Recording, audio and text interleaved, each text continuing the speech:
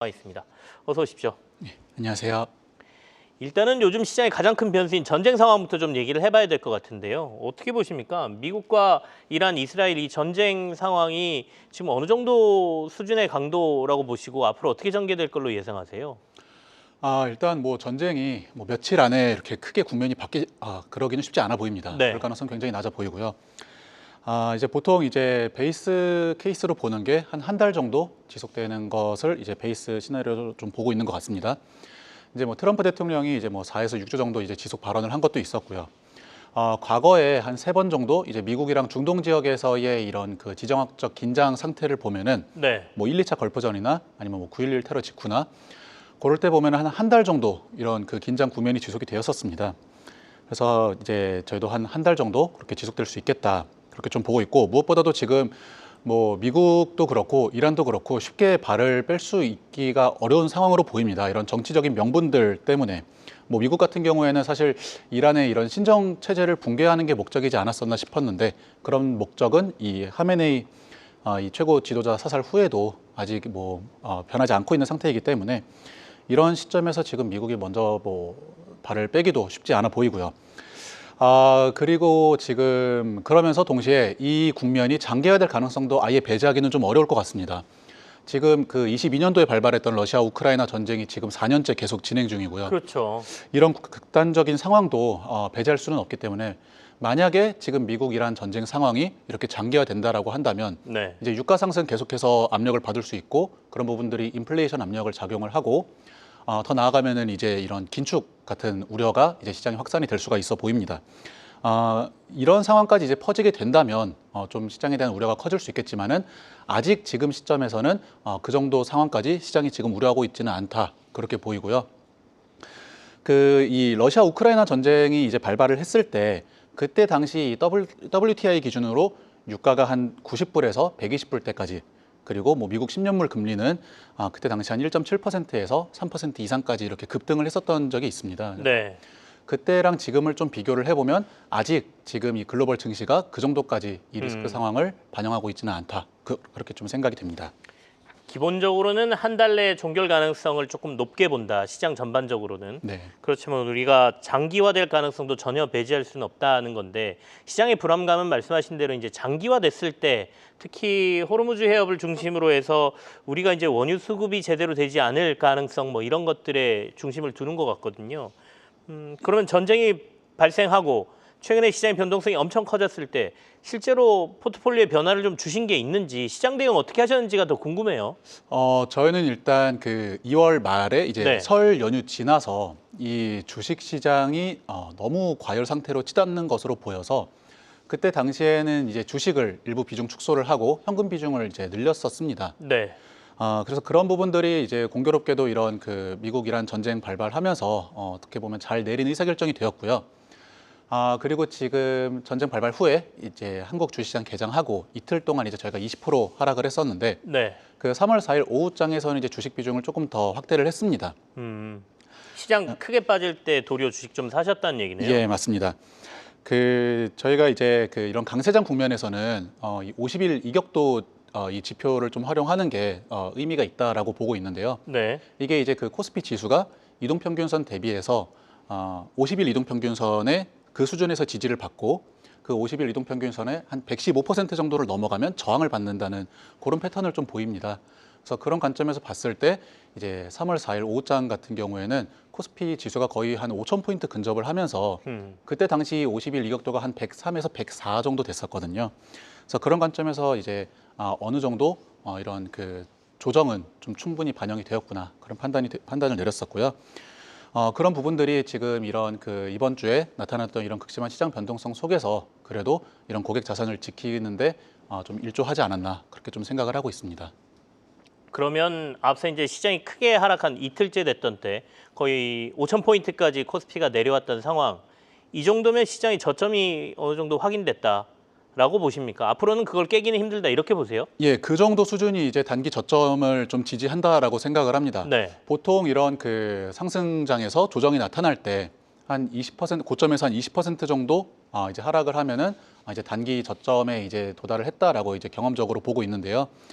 그게 이제 딱 한 5천 포인트 수준 정도가 되는 것 같습니다. 네. 그리고 앞서 말씀드렸던 이런 뭐 50일 이격도 지표라던가 이런 부분들 좀 종합적으로 고려를 해보고 또 무엇보다도 지금 코스피 PE 밸류에이션이 5천 포인트까지 빠지면은 이제 8.5배가 됩니다. 그 코스피 이 PE 멀티플이 한 8배 수준이라고 하면은 거의 이제 역사적 저점 수준이다라고 그 지수 말고 이 밸류에이션 멀티플 측면에서 봤을 때요. 네. 그렇게 볼 수가 있기 때문에 5천 포인트 수준이면은 충분히 이 단기 저점으로 볼 수가 있겠다. 그렇게 좀 생각을 하고 있습니다.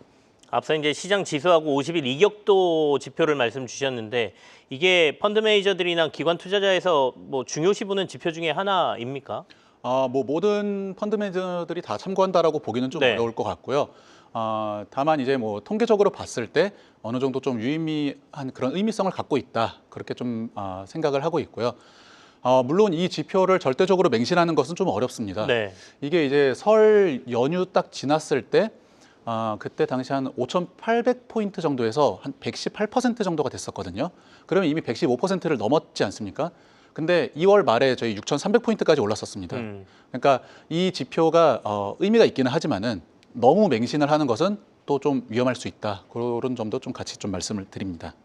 그러면 시장 추세가 중요하지 않습니까? 예. 저희가 사실 몇 달 동안 저점을 얘기해 본 적이 없습니다. 시장의 저점. 고점만 계속 얘기했거든요. 근데 이번에 시장의 변동성이 커지고 급락이 나오고 난 다음에 지금 저희가 저점을 지지선을 이런 얘기하고 있는데 추세가 지금 꺾인 걸로 보십니까? 추세는 전혀 문제는 없다라고 보시는 거예요? 추세는 문제가 없다고 생각을 하고 있습니다. 네. 그 여전히 한국 증시의 가장 주된 상승 탄력인 상승 모멘텀인 네. 이 반도체 업종의 반도체 산업의 이 호황 그리고 이 이익 전망치 상향 조정이 계속해서 이루어지고 그에 따른 이 코스피 강세장이 이어질 수 있다. 그렇게 좀 판단을 하고 있습니다. 그래서 그 특히 이 미국 이란 전쟁이 발발을 했다 하더라도 이런 한국 기업들의 이 반도체 수요에는 직접적인 영향은 제한적이다. 그렇게 좀 판단을 하고 있고요. 다만 이제 과거랑 다르게 이 미국 이란 전쟁에 대한 변수를 이런 투자 의사결정에 있어서 어느 정도 감안을 할 필요가 있겠다 싶습니다. 네. 앞서서 말씀드렸던 것처럼 만약에 이 전쟁이 장기화되고 이게 이런 이 구조적 긴축 우려까지 확산이 된다라고 한다면 저희가 이 매크로 관점에서 봤을 때 한국 증시의 강세장 요건인 이 3저 즉 저달러, 저금리, 네. 저유가 이 중에 저유가하고 저달러가 이제 훼손이 되게 됩니다. 그래서 그런 상황이 이제 발생을 하게 된다라고 한다면 이런 한국 증시의 방향성도 좀 이제 시각을 달리 봐야겠지만은 아직 지금 시점에서 그 정도까지는 이제 우려가 확산되지 않은 것 같고요. 현 시점에서는 아직 이 강세장 기조가 지속 가능하다 그렇게 판단을 하고 있습니다. 일단은 전쟁의 장기화 여부가 큰 변수네요. 예. 장기화가 된다라는 신호가 좀 나오고 아까 말씀하신 3저에서 두 가지가 훼손될 때 예. 유가가 이제 고공행진을 계속하고 그리고 이제 달러 강세가 지속될 때는 뭔가 이제 추세도 고민해야 될 텐데 지금은 그 상황이 아닌 것 같다 이렇게 말씀해 예. 주셨고요. 그러면 추세가 꺾이지 않았다라고 하면 우리가 일반적으로 이렇게 변동성이 커졌을 때는 뭐 시장이 대응하는 건 크게 보면 두 가지겠죠. 주가가 반등할 때 이건 본격적으로 반등 못할 것 같으니까 빨리 차익 실현 조금씩 하자라는 분이 계실 테고 반면에 이제 빠질 때마다 조금씩 사들여야지라고 생각하시는 분들이 있을 테고 이 두 가지만 놓고 본다면 지금은 아까 이제 많이 빠졌을 때 사셨다고 하니까 빠질 때 조금씩 담아야 된다 이렇게 보시는 거예요? 예. 그 기본적으로 이 강세장에서는 네. 이런 조정이 나타날 때 횡보장에 비해서 조정의 폭도 크고요. 조정도 더 자주 나타나기 마련입니다. 그래서 이런 강세장 기조가 꺾이지 않았다라는 전제 하에서는 이렇게 시장이 큰 폭 조정을 받았을 때 이제 비중을 확대하고 이제 매수하는 그런 전략이 유효하다라고 생각이 됩니다만 이번 주 이제 주초에 있었던 이런 그 큰 폭 하락하는 이런 장에서는 사실 그렇게 의사결정이 나오기가 쉽지가 않습니다. 그래서 그거에 대한 어느 정도 이런 각 투자자들이 이제 참고할 수 있을 만한 그런 지표 혹은 수단을 마련해 놓고 있는 게 좀 도움이 많이 될 것이다. 그렇게 좀 생각을 하고 있고요. 제가 앞서서 말씀드렸던 뭐 50일 이격도를 활용하는 것도 그런 수단 중에 하나가 될 수 있다라고 생각이 됩니다. 근데 제가 현금 자산이 많아서 조금 현금을 확보하고 있었던 분들은 말씀하신 것처럼 새로 진입이 가능하지만 내가 주식을 좀 많이 들고 있어서 이 하락의 여파를 크게 받으신 분들은 그냥 기다릴 수밖에 없는 거지 않습니까? 추가로 예. 뭘 사기가 애매한데 그럴 때도 그냥 계속 기다려야 됩니까? 그럴 때는 이제 의사결정이 조금 더 어려워지는데요. 네. 이제 이 미국 이란 전쟁 변수로 인해서 뭐 주가는 뭐 다 비슷하게 뭐 10% 넘게 20% 가까이 이렇게 한 상황인데 그 중에서 조금 더 이제 상승 시 탄력을 더 빠르게 받을 수 있을 만한 그런 종목 업종으로 좀 어느 정도 리밸런싱을 해서 옮겨가는 게 좀 할 수 있는 그런 의사결정이지 않을까 생각이 듭니다. 그렇다면 이제 반도체네요, 그죠? 예, 그렇게 반도체 생각이 되고요. 주도주 쪽으로 포트폴리오를 좀 재편해서 반등할 때 이 반등의 효과를 좀 더 봐야 된다라는 말씀이신데 네, 시장에서 지금 나타나는 게 SK하이닉스하고 삼성전자 이른바 시장을 주도했던 이 두 종목은 도리어 오늘도 조금 낙폭이 크고요. 최근에는 코스닥 중심의 소부장, 반도체, 장비주들이나 이런 데들이 강세가 좀 나오거든요. 그러면 포트폴리오에서 이 소부장 쪽을 강화해야 됩니까? 그 일단 이 삼성전자나 하이닉스 같은 반도체 대형주의 상승세도 아직은 저희는 뭐 이제 고점이다, 꺾인다 이렇게 보고 있지는 않고 있고요. 상승세는 이제 지속 가능하다라고 생각을 하고 있습니다만 네. 이런 수익률의 관점에서는 소부장 기업들이 조금 더 유리할 수 있지 않나 그렇게 좀 생각을 하고 있습니다. 특히 이 그 코스닥 상장되어 있는 소부장 기업들에 좀 관심을 가질 필요가 있다라고 생각이 되는데요. 이제 3월이 되면은 이 기업 성장 펀드, 이 BDC 펀드가 이제 출시가 될 예정입니다. 이제 대형 운용사 한 4개 정도에서 상품 출시를 지금 준비 중인 것으로 알고 있는데요. 이 펀드들이 이제 자산 총액의 30% 이내에서 코스닥 시가총액 2천억 이하 기업들을 이제 편입을 할 수가 있습니다. 그래서 그런 부분들이 이제 코스닥 시장에 대한 수급이 요인으로 수급 매수 요인으로 이제 작용을 할 수가 있고요. 네. 그리고 또 이제 정부에서 코스피에 이어서 이제 코스닥 시장 활성화 정책을 계속해서 좀 언급을 하고 있는 그런 모습이 좀 보입니다. 그렇다면은 이제 이런 연기금들 입장에서도 이런 정부 정책에 호응해서 코스닥 이제 투자 비중 확대를 저희가 예상을 할 수가 또 있는 부분이고요. 이런 수급 측면에서 코스닥이 조금 더 코스피보다는 유리한 입장에 있지 않나 그렇게 좀 생각이 됩니다. 이제 그 시장이 이제 반등을 하는 국면에서도 코스닥이 좀 더 가볍게 먼저 움직이는 것도 그런 비슷한 맥락이지 않을까라는 생각이 좀 듭니다.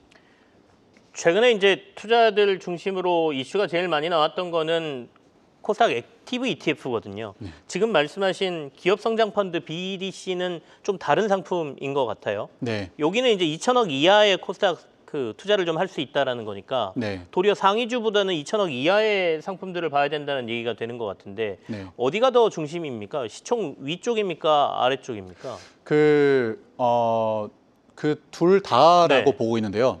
사실 이제 시총이 큰 상위 업종들, 상위 기업들 그리고 이제 그런 시가총액 2천억 언저리면은 사실 코스닥 기업들 중에서도 굉장히 작은 시총에 이제 속합니다. 오히려 그 중간에 있는 네. 그 기업들이 조금 소외받을 수 있겠다 그런 생각이 좀 들고요. 그 특히 이 코스닥 시장이 이런 뭐 연기금의 투자 비중 확대라던가 혹은 이런 ETF 관련된 수급으로 인해서 움직인다라고 한다면 코스닥 시총 상위 기업들 위주로 먼저 움직일 것으로 생각이 됩니다. 그렇게 된다면 당연히 이런 코스닥 시총 상위 기업들에 있는 뭐 2차 전지라던가 뭐 반도체 소부장도 거기에 해당이 되겠고요. 뭐 바이오 같은 기업들이 거기 대부분 이제 해당이 될 수가 있고요.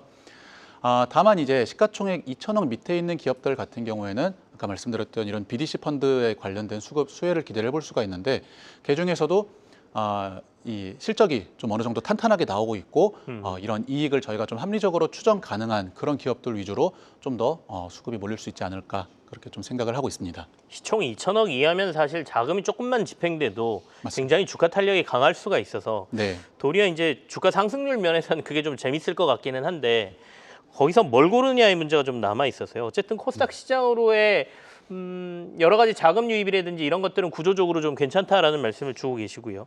지난 시간에 나오셨을 때 주도주 외에 우리가 관심 가질 게 어디냐라고 하니까 석유화학하고 정유주 얘기를 좀 하셨거든요. 네, 근데 때마침 이제 전쟁 이슈가 나오면서 이게 상황이 좀 많이 바뀌었습니다. 네. 구조 조정이 진행되고 있는 건 그대로인데 이제 원유 가격이 막 급등하고 있는 상황이지 않습니까? 이게 혹시 뷰나 뭐 이런 게 변한 건 없으십니까? 좀 변한 게 있습니다. 네. 그런 영향을 받을 수밖에 없는 왜냐하면은 이런 그 미국 이란 전쟁으로 인해서 이제 직접적인 영향을 받을 수밖에 없는 대표적인 산업이 이제 정유와 석유화학이고요. 정유 업종 같은 경우에는 이런 긍정적인 부분이 더 크다고 보입니다. 아무래도 이런 그 유가 상승 과정에서 정유 기업들의 이익 전망을 상향 조정할 수 있는 그런 요인으로 작용을 할 수가 있고요. 네.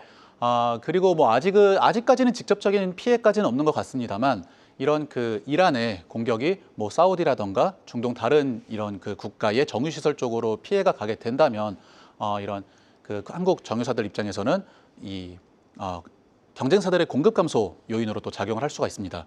또 그런 부분이 없다 하더라도 지금 이제 이란이 호르무즈 해협을 봉쇄를 해놓은 상태인데 그 이란산 원유의 한 80%를 중국에서 소비를 합니다.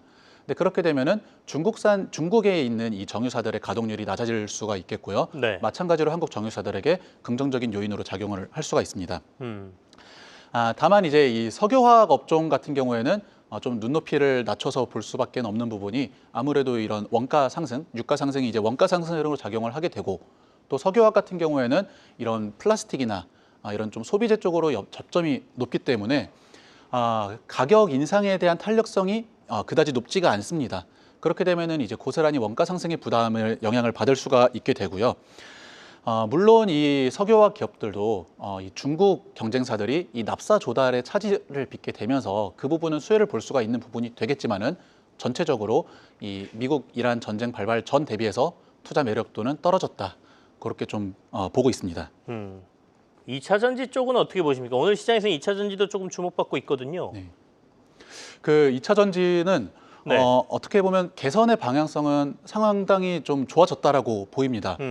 이 EV 전기차 캐즘에 대한 그 우려는 계속 있는데 ESS 쪽 수요가 워낙에 가파르게 올라오면서 이제 대형 이 2차 전지 회사들의 올해 기준으로 이 수요 비중이 ESS가 이제 이 전기차 쪽 수요를 상회할 것으로 예상이 되고 있습니다. 그렇게 되면은 이 2차 전지 이 기업들의 업황 측면에서는 상당히 좋아질 수 있겠다. 그런 부분들을 좀 볼 수가 있겠는데요. 다만 이게 이 기업들의 수익성 개선까지 연결될지는 좀 봐야 될 것 같습니다. 특히 이 원자재 가격 측면에서 리튬 가격이 최근 3달 동안 60% 이상 상승을 했고, 뭐 코발트 가격도 10% 이상 이렇게 상승을 한 상황입니다. 그래서 원가 상승이 부담이 되고 있기 때문에 사실 이 2차 전지 기업들을 볼 때 이런 합리적인 추정을 통한 밸류에이션에 대한 접근보다는 이 내러티브가 좀 좋은 기업들 위주로 주가가 좀 더 탄력을 받지 않을까라는 생각이 들고요. 뭐 대표적으로 이제 뭐 휴머노이드의 탑재가 예상되는 뭐 전고체 전지를 이제 뭐 내년부터 상업화가 예상되는 회사라던가 아니면 앞서서 말씀드렸던 이런 코스닥 시장으로 수급이 유입되는 과정에서 이런 이제 시총 상위에 있는 소재 기업들이라든가 그런 부분들을 조금 더 그런 부분들이 조금 이렇게 차별화되는 흐름을 보일 수 있지 않을까 그렇게 좀 생각이 됩니다. 섹터별로 저희가 조금 지켜봤는데 전쟁 상황이라 방산주 시장에서 굉장히 관심이 많잖아요. 네. 방산주는 어떻게 보세요? 워낙 강세가 나오고 있기 때문에 뭐 물어볼 필요가 있나 싶기도 하지만 그래도 방산주 섹터는 좀 봐야 되겠는데요. 네, 방산주도 네. 계속해서 저희가 연초부터 좋게 보고 있는 섹터이기는 합니다. 특히 작년에 이제 다소 좀 이제 지연이 되었었던 그런 수주 모멘텀이 올해부터 이제 다시 본격적으로 이제 재개가 될 것으로 생각이 되고요. 네. 이런 전쟁 발발 이벤트로 인해서 이런 발주가 나오고 그런 수주 과정에서 이 한국 기업들의 가격 협상력도 충분히 더 좋아질 수 있는 여건이 되기 때문에 방산주 같은 경우에는 지금 시점에서 좀 반드시 가져가야 되는 그런 섹터 중에 하나이지 않나 그런 좀 생각도 갖고 있습니다. 섹터를 저희가 좀 살폈으니까요. 다시 시장 전반적인 이슈를 보면 외국인들 매도가 계속되지 않습니까? 네. 이게 이제 최근에 이제 외국인들이 가지고 있는 포트폴리오에서 한국 비중이 너무 늘어서 그걸 이제 어느 정도 축소하는 과정에서 또 전쟁까지 터져서 그렇다 이렇게 분석하시는 분들도 계시고 어떻게 보십니까? 외국인들 매도가 언제쯤 진정될지도 궁금하고 네. 그리고 신규 진입하는 자금들은 코스피보다는 코스닥 쪽으로 가는 것 같기도 하거든요. 이거는 지속될까요? 사실 이게 이 코스피에 투자하는 외국인과 네. 코스닥에 투자하는 외국인은 성격이 완전히 다릅니다.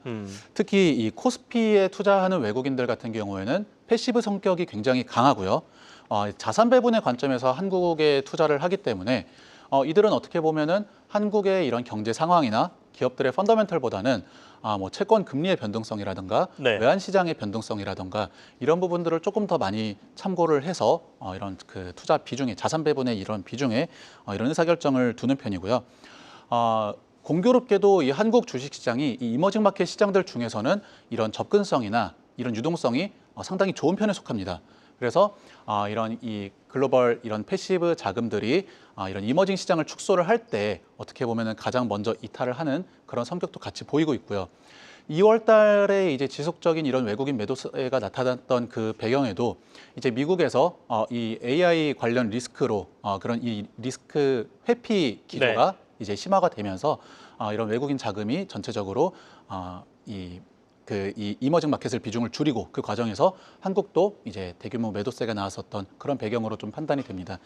그런 반면에 이제 코스닥에 투자하는 외국인들 같은 경우에는 굉장히 액티브한 성격을 가지고 있고요. 액티브 헤지 펀드의 그런 성향을 가지고 있습니다. 네.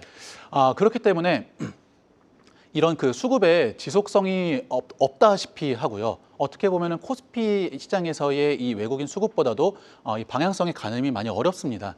그런데 다만 이제 저희가 보고 있는 것은 이제 그 코스닥 시장 같은 경우에는 이제 24년도 말부터 시작해서 코스피 대비해서 이 상승 폭이 이 누적된 언더퍼폼이 굉장히 큽니다. 코스피가 한 130% 상승할 동안 이제 코스닥은 한 60% 정도밖에는 못 올랐기 때문에 그런 측면에서 또 이런 정책적인 그런 기대감도 지금 작용을 하고 있는 상황이고 그런 부분들을 노리고 들어오고 있는 이런 그 액티브 성격의 자금들이 네. 아닐까 그런 정도 수준에서 저희도 좀 판단을 하고 있습니다. 그러면 코스닥 쪽으로의 투자는 지속될 가능성이 있다, 외국인들의. 현 시점에서는 네. 아직은 그 코스닥이 이런 코스피 대비해서 여전히 못 오른 상태이고요. 이런 정책 기대감이 계속해서 작동을 하고 있는 상황이기 때문에 네. 이런 추세는 당분간 좀 유지될 수 있을 것으로 보입니다.